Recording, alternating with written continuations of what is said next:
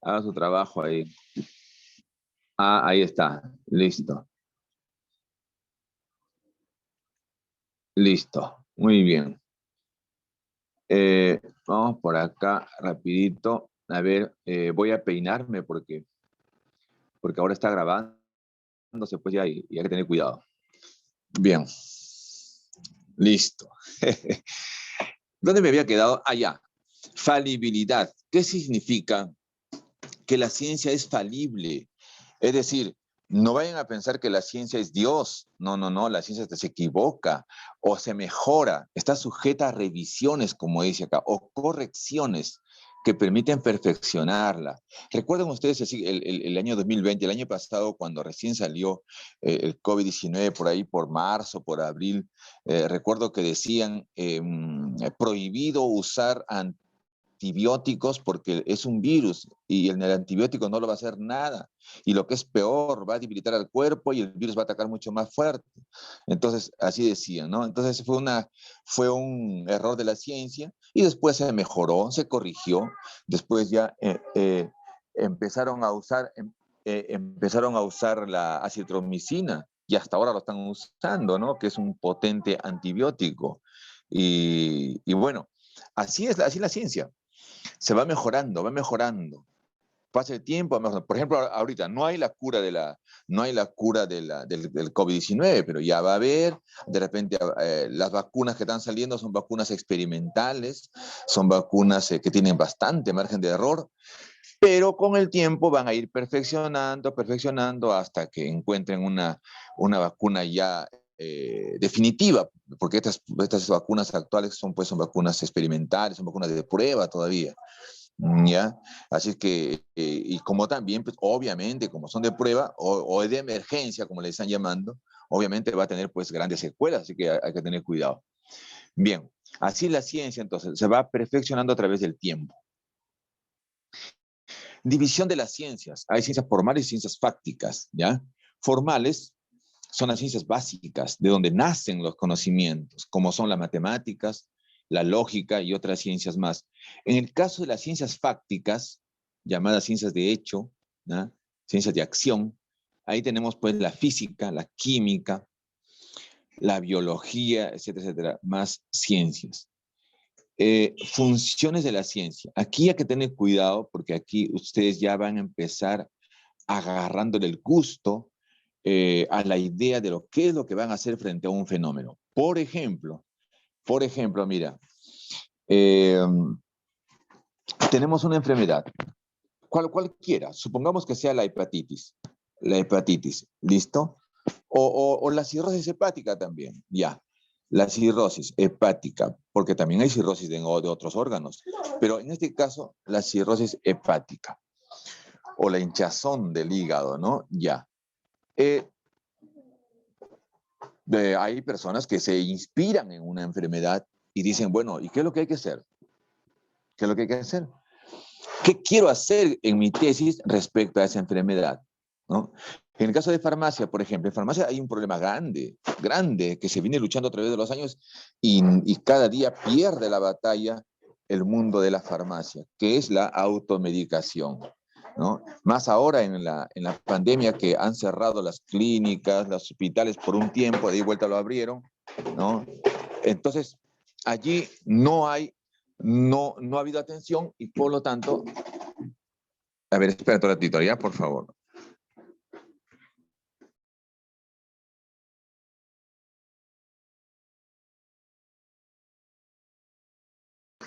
Mi hijo estaba haciendo bulla, pero ya lo crucifiqué. Ahora sí continuemos. A ver, les estaba comentando de que nosotros podemos dedicarnos a una enfermedad de diversos enfoques que nosotros podamos hacer.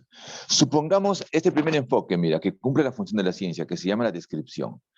Entonces, yo quiero describir una enfermedad, en este caso la automedicación. Yo quiero describir la automedicación, cómo es, cuándo ocurre, dónde está, en qué momento se da, cuáles son sus propiedades, con quién está relacionado, ¿no? Cuántos se automedican, etcétera, etcétera, etcétera, ¿no? Entonces, Nosotros, si queremos responder estas preguntas, entonces significa que estamos haciendo una tesis descriptiva, ¿ya?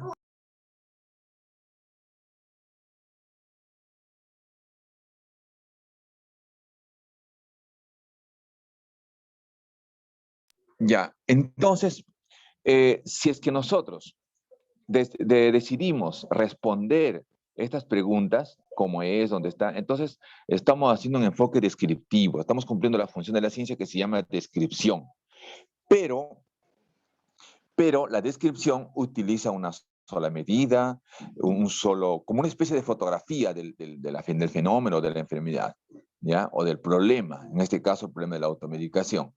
Listo. Nada más, no hace nada más, no lo manipula la variable, no lo toca, lo estudia nomás, o sea, lo mide cuánto está.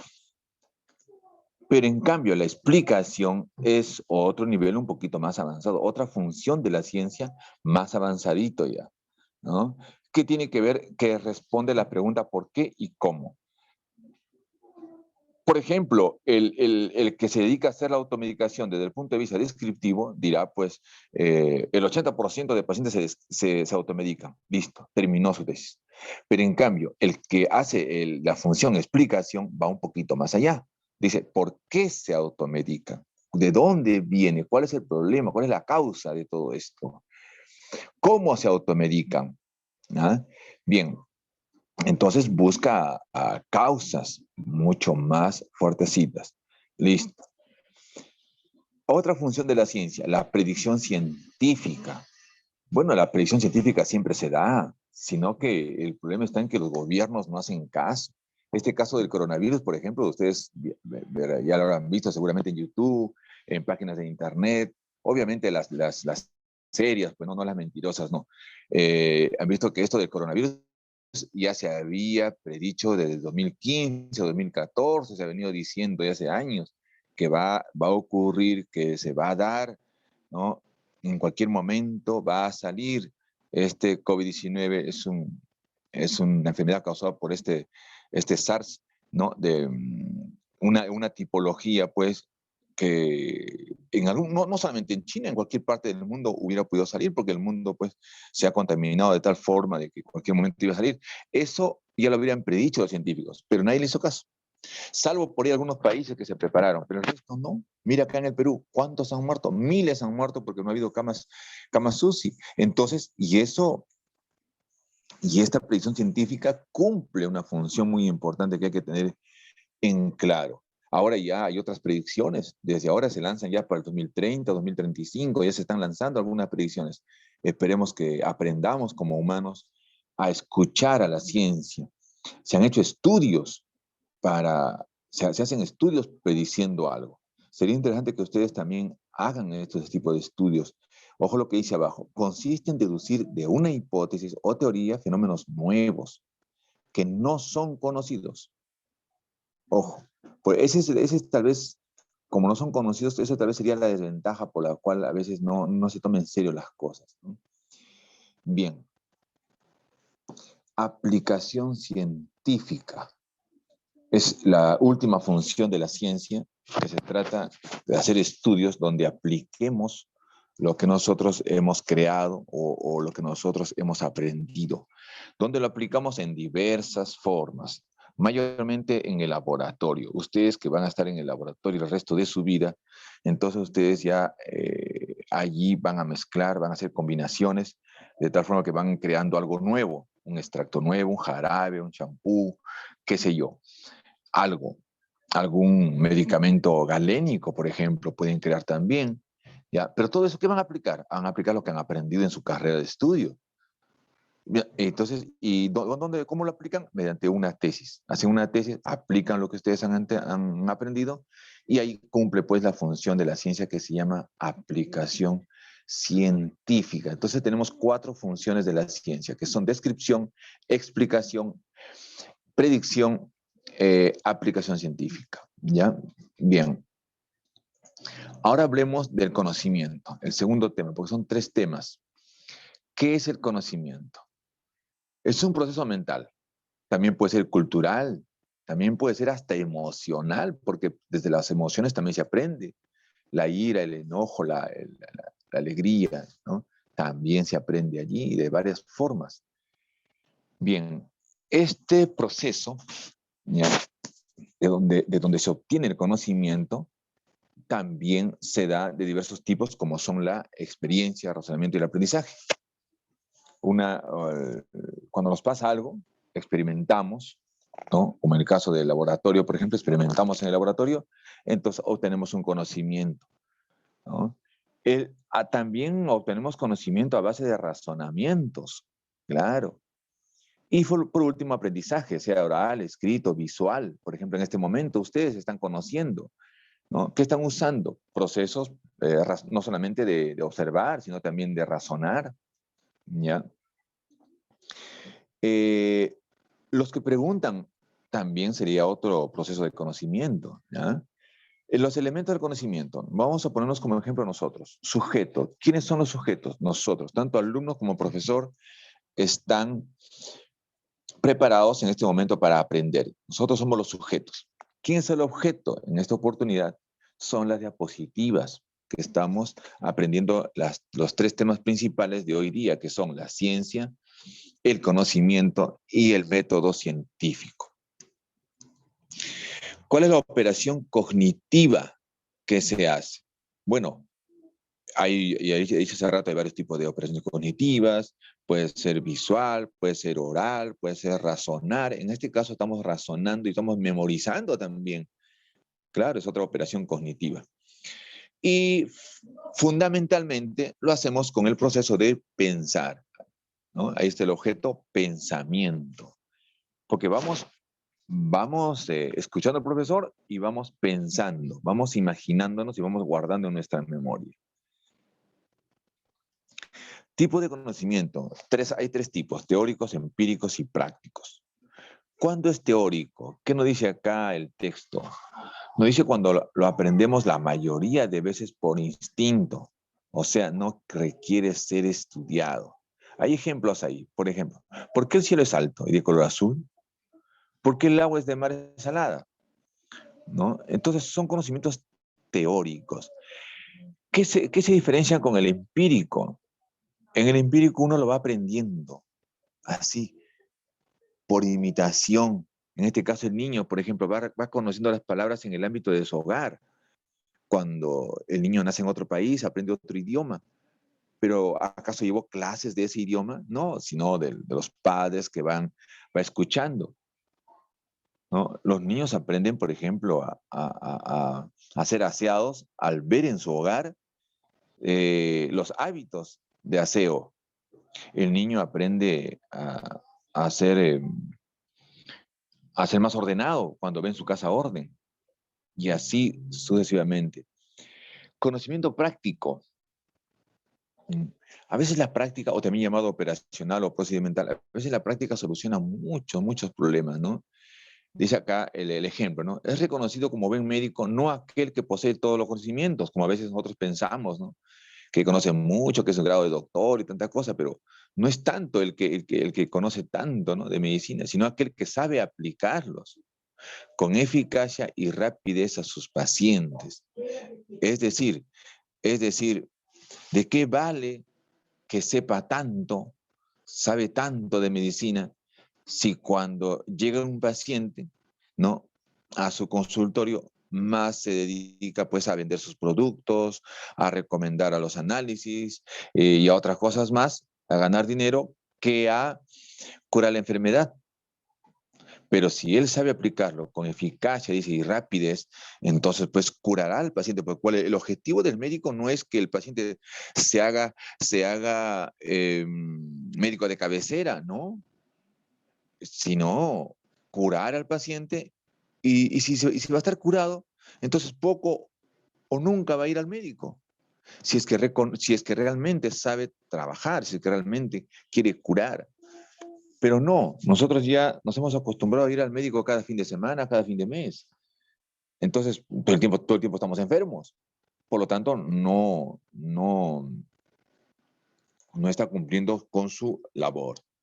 Bien. Vamos ahora sí a hablar del método científico. Todo aquel que va a hacer una tesis tiene que practicar el método científico. El método científico hay de dos modelos o dos formas de hacerlo. Puede ser inductivo o puede ser deductivo. ¿Ya? El método inductivo viene del verbo inducir. Ojo, parte de lo particular y llega a lo general. O sea, va induciendo a las leyes de menos a más. En cambio, en el método deductivo es al revés. Parte de lo general y llega a lo particular. Entonces, ahí están donde los alumnos, cuando hacen su tesis, tienen que saber qué es lo que van a hacer. Si van a partir de lo pequeño a lo grande o de lo grande a lo pequeño, para que de acuerdo a eso sepan qué método están utilizando. Finalmente, les explico rapidito sobre los pasos para realizar en el proceso o en el ciclo conocido con el nombre de método científico. ¿Ya? Observación. A ver, vamos a hacer lo siguiente. Observación. Vamos a poner un ejemplo. Les hablaba sobre el tema de la automedicación hace ratito. Ya, la automedicación. ¿Qué observamos? Nosotros estamos trabajando en la farmacia y ¿qué es lo que observamos? Que el paciente constantemente se automedica. Llega y pide, pues, y sabe hasta de medicamentos. Se automedica. Listo. Nos formulamos, siguiente paso, nos formulamos algunas preguntas. Primera pregunta, ¿por qué se automedica? Segunda pregunta, ¿no? ¿Por qué se automedican más las mujeres que los hombres? Sería otra pregunta. Otra pregunta, ¿por qué se ha permitido, ¿no?, algunos fármacos de venta libre? Porque podría ser la causa para que los pacientes se automediquen. Y así sucesivamente nos hacemos varias preguntas respecto a este problema llamado, que estamos observando, que se llama automedicación. Ahora, frente a esas preguntas surgen algunas respuestas, que se van a llamar respuestas tentativas, lo vamos a llamar así, porque estamos empezando todavía, respuesta tentativa. O sea, tentamos a dar una respuesta. A esa respuesta tentativa se conoce con el nombre de hipótesis. Hipótesis, ahí está. Y establecemos la hipótesis, decimos, ya, se automedican porque cuesta caro ir a un médico, el hospital está cerrado, etc. Estamos dando respuestas tentativas a las preguntas que nos habíamos hecho previamente. Bien, esa respuesta tentativa debemos convertirla en respuesta definitiva. ¿Ya? Ahora, ¿y cómo convertimos esa respuesta tentativa en definitiva? Haciendo un proceso de experimentación. Experimentamos. Por ejemplo, le preguntamos al Señor cuál es la causa de su automedicación. Le preguntamos su edad, su sexo, le preguntamos su nivel de instrucción, ¿no? De repente la causa puede ser su bajo nivel de instrucción. Le preguntamos lugar de residencia, lugar de procedencia. Le preguntamos su dolencia, sus síntomas de la enfermedad para la cual ha pedido el fármaco, etcétera, etcétera, etcétera. Estamos experimentando. Fruto de esa experimentación, de esa encuesta, recolectamos los datos. Nos va a salir bastantes datos, ¿no? Vamos recolectando, vamos anotando allí para ver cuáles serían los resultados. Y nos arroja algunos resultados. Por ejemplo, puede arrojarnos del 100% de personas investigadas, la mayoría se automedican porque el médico, una consulta médica particular cuesta muy caro. Y el hospital, los hospitales públicos son hospitales contagiados con COVID. La gente no quiere ir por eso, entonces mejor se automedica. Ese es un primer resultado. Pero acá dice contraste de resultados. ¿Con quién voy a contrastar? Con autores que se han dedicado al mismo problema, pero en otras tesis. Y yo encuentro este resultado y estos otros autores encuentran otros resultados y empezamos a debatir, empezamos a conversar con esos autores. ¿Ya? A eso se llama contraste de resultados. Luego ¿Lo publicamos? No, primero lo analizamos y presentamos resultados. ¿Dónde? En cuadros estadísticos, en gráficos. Aquí ya tienen que aplicar lo que aprendieron en segundo ciclo del profesor César Córdoba, el profesor Regañón. Allí tienen que aplicar ustedes sus cuadros bonitos a colores, con su tendencia, si aumenta, disminuye, etc. Ahora, pero también acá hay algo importante. Análisis. Significa de que nosotros venimos con una hipótesis, ¿no?, desde hace rato, que se llama respuesta tentativa, que pero se resume en la palabra hipótesis. Ahora, esta hipótesis pasamos a una prueba de hipótesis, que puede ser chi cuadrado, puede ser t de student. Bien. Y supongamos que salga, pues, aprobado la hipótesis de investigación. Entonces, esta hipótesis ya deja de llamarse respuesta tentativa, ahora se llama respuesta definitiva. Entonces, esta hipótesis, que ahora es una respuesta definitiva, deja de llamarse hipótesis, ahora se llama tesis, ¿ya? O conclusión o tesis. Entonces, ¿qué es una tesis? Es una respuesta definitiva, que ahora se llama conclusión. ¿Y esa conclusión qué lo hacemos? Lo publicamos. ¿Dónde? En un informe de tesis, o lo publicamos en una revista también, en un periódico, etcétera, etcétera. Y ahí termina. ¿Y quién lo ve? Como están publicados, ¿quién lo ve? Diversos estudiantes, profesores, investigadores, público en general ve esos resultados. Y en eso los alumnos observan esas publicaciones. Por ejemplo, vamos a suponer que un alumno X haya publicado que los que se automedican mayormente son las mujeres. Listo. Entonces, ¿qué hace el alumno? Observa y dice, ¿cómo que las mujeres más se automedican? ¿Dónde han hecho ese estudio? Lo han hecho en Florencia de Mora, por la avenida Huichanzao. Ajá, por ahí está la farmacia X. Listo. Ya, voy a contrastarlo con lo que yo voy a hacer. A ver, yo voy a hacer el mismo estudio, pero en otro lugar. Voy a hacerlo allá en Santo Domingo, anexo de Laredo. Listo. Y me formulo la siguiente pregunta. Y nuevamente empiezo el ciclo. Y sigue el ciclo y continúa el ciclo. Y así sucesivamente. Cuando uno está en este ciclo, se dice que está aplicando el método científico. Por lo tanto, está haciendo una buena tesis. Muy bien. A ver, ahora les doy pase a algunas preguntas que tengan que hacer antes de terminar, jóvenes. Les escucho, a ver, les escucho. De repente tienen alguna duda. Les escucho. Una pregunta, profesor. En A ver, la díganme. formulación de preguntas, que viene a ser prácticamente el segundo paso del método científico, ¿ahí es donde entran las encuestas? No, no. Ahí entran en la formulación de preguntas, es las preguntas que ustedes se hacen.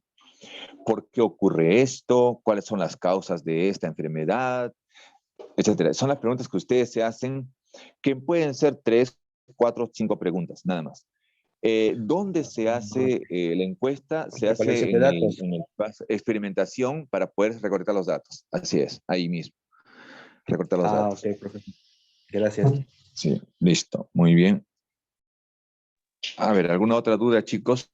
Profesor, ¿podría explicarme un poco más sobre análisis y presentación de resultados en lo que es la hipótesis definitiva y conclusión? Esa parte no me quedó claro. Claro, el ciclo pasado nosotros estudiamos que la prueba de hipótesis. Sí. Sí, no sé si recordarán. Ya, allí la hipótesis, si la hipótesis nula es rechazada, entonces la hipótesis de investigación es aceptada.